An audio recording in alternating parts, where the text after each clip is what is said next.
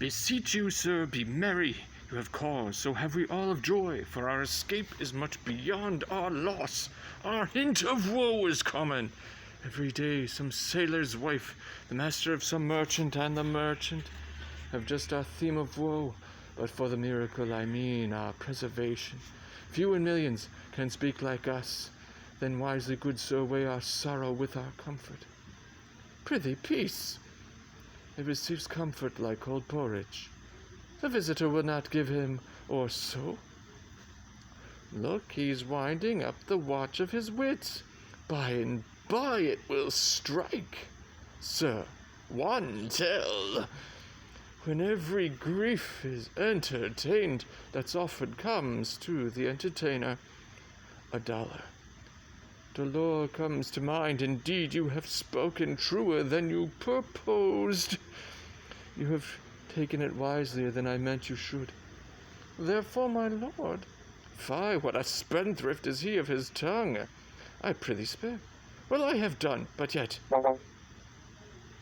he will be talking. Which of he or Adrian for a good wager first begins to crow? The old cock, the cockerel. Done the wager, a laughter, a match, though his island seemed to be desert. Ha ha ha! So you're paid. Unthinkable and almost inaccessible. Yet, he could not miss it. It must needs be of subtle, tender, and delicate temperance. Temperance was a delicate wench. Aye, and as subtle as he most learnedly delivered. The air breathes upon us here most sweetly, as if it had lungs, and rotten ones, or as 'twere perfumed by a fen. Here is everything advantageous to life. True, save means to live. Of that there's none, or little. How lush and lusty the grass looks, how green. The ground indeed is tawny, with an eye of green in it. He misses not much. No, he doth but mistake the truth totally. But the rarity of it is, which indeed almost beyond credit, as many vouched rarities are, that our garments being as they were drenched in the sea, hold notwithstanding their freshness and gloss, being rather new dyed than stained with salt water. If but one of his pockets could speak, would it not say he lies? Aye, or very falsely pocket up his report. Methinks our garments are now as fresh as when we pulled them on first in Afric, at the marriage of the king's fair daughter Claribel to the king of Tunis. 'Twas a sweet marriage, and we prosper well in our return. Tunis was never graced before with such a paragon to their queen. Not since widow Dido's time. Widow? What pox of that? How came that widow in? Widow Dido? What if he had said widower Aeneas too? Good Lord, how you take it. Widow Dido, said you. You make me study of that. She was of Carthage, not of Tunis. This Tunis, sir, was Carthage. Carthage? I assure you, Carthage. His word is more than the miraculous harp. He hath raised the wall and houses too. What impossible matter will he make easy next? I think he will carry this island home in his pocket and give it his son for an apple, and sowing the kernels of it in the sea, bring forth more islands. Aye, why, in good time. Sir, we were talking that our garments seem now as fresh as when we were at Tunis at the marriage of your daughter who is now queen, and the rarest that e'er came there. Bait, I beseech you, widow Dido. Oh, widow Dido! Aye, widow Dido. Is not, sir, my doublet as fresh as the first day I wore it? I mean in a sort. That sort was well fished for, when I wore it at your daughter's marriage. You cram these words into mine ears against the stomach of my sense. Would I had never married my daughter there, for coming thence my son is lost, and in my rage she too, who is so far from Italy removed, I ne'er again shall see her.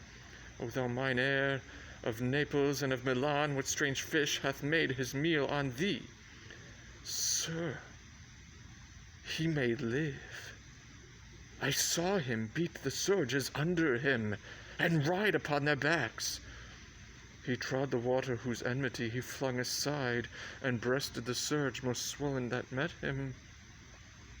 His bold head above the contentious waves he kept, and oared himself with his good arms in lusty stroke to the shore that o'er his wave-worn basis bowed, a stooping to relieve him. I not doubt he came alive to land. No, he's gone. Sir, you may thank yourself for this great loss, that would not bless our Europe with your daughter, but rather lose her to an African, where she at least is banished from your eye, who hath cause to wet the grief on it. Prithee, peace!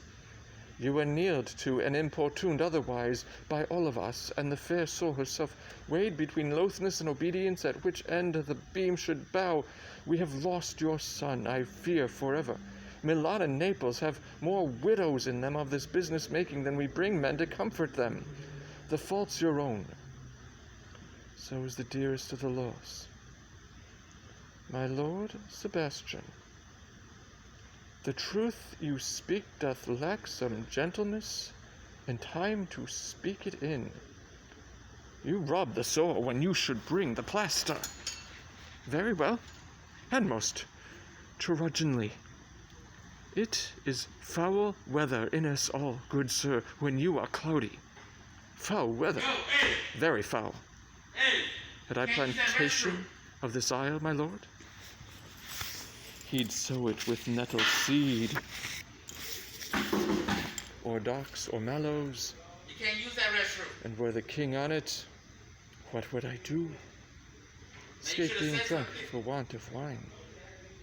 Alright, we gonna do that a little bit? Alright. If the commonwealth, How far we get there? I would by contraries execute all things, for no kind of traffic would I admit, no name of magistrate. Letters should not be known, riches, poverty, and use of service none, contract, succession, born, bound of land, tilth, vineyard none, no use of metal, corn, or wine, or oil, no occupation, all men idle, all, and women too, but innocent and pure, no sovereignty. Yet he would be king on it. The latter end of his commonwealth forgets the beginning. All things in common nature should produce without sweat or endeavor. Treason, felony, sword, pipe, knife, gun, or need of any engine would I not have. But nature should bring forth of it own kind all force and all abundance to feed my innocent people. No marrying among his subjects. None, man, all idle whores and knaves. I would with such perfection govern, sir, to excel the golden age. Save his majesty. Long live Gonzalo. And, do you mark me, sir? Prithee no more. Thou dost talk nothing to me. I do well believe, your highness, and did it to minister occasion to these gentlemen, who have such sensible and nimble lungs, that they always used to laugh at nothing. 'Twas you we laughed at. Who in this kind of merry fooling am nothing to you, so you may continue and laugh at nothing still. What a blow was there given, and it had not fallen flat long. You are gentlemen of brave metal. You would lift the moon out of her sphere if she would continue it in 5 weeks without changing. We would do so, and then go a bat fowling. Nay, good my lord, be not angry. No, I warrant you. I will not adventure my discretion so weakly. Will you laugh me asleep, for I am very heavy? Go sleep and hear us. What, so soon asleep? I wish mine eyes would with themselves shut up my thoughts. I find they are inclined to do so. Please you, sir, do not omit the heavy offer of it. It seldom visits sorrow. When it doth, it is a comforter.